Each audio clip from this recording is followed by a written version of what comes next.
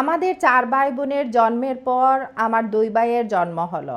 তারপর আমি অনাকাঙ্ক্ষিতভাবে দিয়ে শুরু হলো আমার জীবন। অবহেলায় আমার জন্ম হয়ে গেল। মানে আমি আমার মা-বাবার অপ্রত্যাশিত সন্তান ছিলাম। আমি একটা মেয়ে, আমার 4 বোন, তারপর 2 ভাই, আমি তখন জন্ম নিলাম। অবহেলায় বড় হতে লাগলাম। তারপর একসময় আমার বোনের বিয়ে হয়ে গেল। প্রায় সময়ই আমি আমার বোনের বাড়িতে গিয়ে আমার বোনের বাচ্চাদের টেক কেয়ার করতাম। আমার পড়ালেখার কেউ খোঁজ খবর নিত না। ওই যে আমার 2 ভাই, তার মধ্যে ছোট ভাইটা আমার হঠাৎ মনে করলো যে আমার এই বোনটার পড়ালেখার প্রয়োজন। বোনের বাসা থেকে এনে আমাকে পড়ালেখায় আবার মনোযোগী করতে লাগলো। একটা সময় পর দেখলাম আমি অনেক মনোযোগী হয়ে পড়লাম এবং পড়ালেখায় ভালো করতে লাগলাম। ঠিক তখনই আমার কিন্তু হঠাৎই আরেকটা ধাক্কা লাগলো। আমার ক্লাসের বান্ধবীরা এবং ক্লাসের ক্লাসমেট ছেলেগুলা মিলে আমার নামে ট্রোল করে টিচারের সাথে একটা বদনাম জড়িয়ে দিল। আর ঠিক তখনই কিন্তু আমার আরেকটা ধাক্কা নেমে এলো।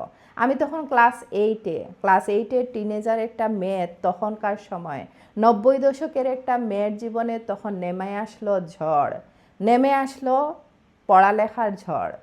সেখান থেকেই থেমে গেল আমার পড়ালেখা। আমি বাসায় বসেছিলাম। ঠিক তখনই আমার বোনদের বিয়ে হয়ে গেল এবং ভাইয়েরা যার যার মতো করে সেটেল হতে লাগলো। আমার বাবার অঢেল সম্পত্তি। আমার বাবা ঠিক তখন সিদ্ধান্ত নিলেন আমাকে বিয়ে দিবেন। আমাকে ঠিক 16 বছর বয়সে বিয়ে দিয়ে দেওয়া হলো। আমার থেকে আরও 2 গুণ বয়সে বড় একজন পুরুষের সাথে বিয়ে দিয়ে দেওয়া হলো, যিনি আমার চেয়ে অনেক ম্যাচিউরড এবং অনেকই বয়সে বড়। আমার সাথে তার বয়সের গ্যাপটা 20-25 বছর বয়সের বেশি। আমি তখনও বুঝতাম না বিয়ে কী জিনিস। আমি সুন্দর শাড়ি পরে বসে থাকতাম, সাজগোজ করতাম। 2 বছর পর আমার ঘরে আলো করে একটা সন্তান আসলো। বিয়ের 7 বছরের মাথায় আমার হাজব্যান্ড স্ট্রোক করে বেডে একদম চলে গেলেন। আমি স্ট্রাগল পিরিয়ডের মধ্য দিয়ে যাচ্ছিলাম। ঠিক তখন পিটাপিটি আমার আরেকটা ছেলের জন্ম হলো। আমার বাবা বারবার বলতেছিলেন তুমি এই ছেলেকে ছেড়ে চলে আসো, আমি তোমাকে বিয়ে দিব।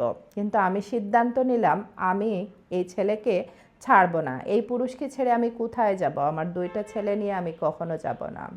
আমি তখন সিদ্ধান্ত নিলাম, বিভিন্নভাবে কাজ করতে শুরু করলাম। তারপর আমি আয়নায় দেখে দেখে চুলও কাটতে পারতাম। চুল কাটতে পারতাম, বুড়ো প্লাক করতে পারতাম। আমার বাসায় মেয়েরা এসে চুল কাটতো, বুড়ো প্লাক করতো। এই করতে করতে আমার কাজ শেখা হয়ে গেল। হঠাৎ করে আমি অফার পেলাম, যে নাটকের অফার পেলাম। নাটকের অফার পেয়ে আমি বিভিন্ন নাটকে ক্যারেক্টার রোল প্লে করলাম। তখন আমার ডিরেক্টররা প্রায়ই আমাকে অন্যভাবে চাইতে লাগলেন, যে তখন আমি বুঝতে পারলাম এটা আসলে আমার জন্য ঠিক না। যখন এটা বুঝতে পারলাম আস্তে আস্তে সরে গেলাম। সরে যাওয়ার পর আমার বাচ্চাগুলো বড় হতে লাগলো। আমার হাজব্যান্ড আরও কিছুদিন পর মারা গেলেন। আমার জীবনে ঝড় নেমে আসলো। আমি কিন্তু তখনও মা বাবার কাছ থেকে কোনো সহযোগিতা পাইনি। ওই যে আমার জীবন শুরু হয়েছিল অবহেলায়, দিয়ে শুরু হয়েছিল। ঠিক তখনই তো গল্প বলতে বলতে আপনাদেরকে বলি, ভিডিও যদি ভালো লাগে ভিডিও লাইক, ফলো, শেয়ার করে পাশে থাকতে পারেন। অন্যকে জানিয়ে দিতে পারেন, অনুপ্রেরণা হতে পারে আমার জীবন গল্প থেকে। তারপর আমার জীবনে আমি আর থেমে থাকিনি। আমি একজন ভালো ডিরেক্টরের অফার পেলাম এবং আমি তখনই নাটক শুরু করলাম।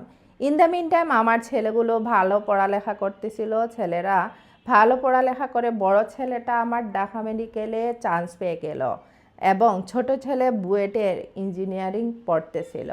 তারপর আমি ভালো ভালো নাটক করতে শুরু করলাম। ওই যে মনিরা আপাদের সাথে আমি নাটক করতেছিলাম, মনিরা মিঠু।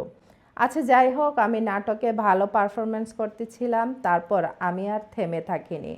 আজ আমার জীবন গল্পগুলো সাজিয়ে গেল। আমার ছেলে ঢাকা মেডিকেলের ডাক্তার, তার বউটাও ডাক্তার।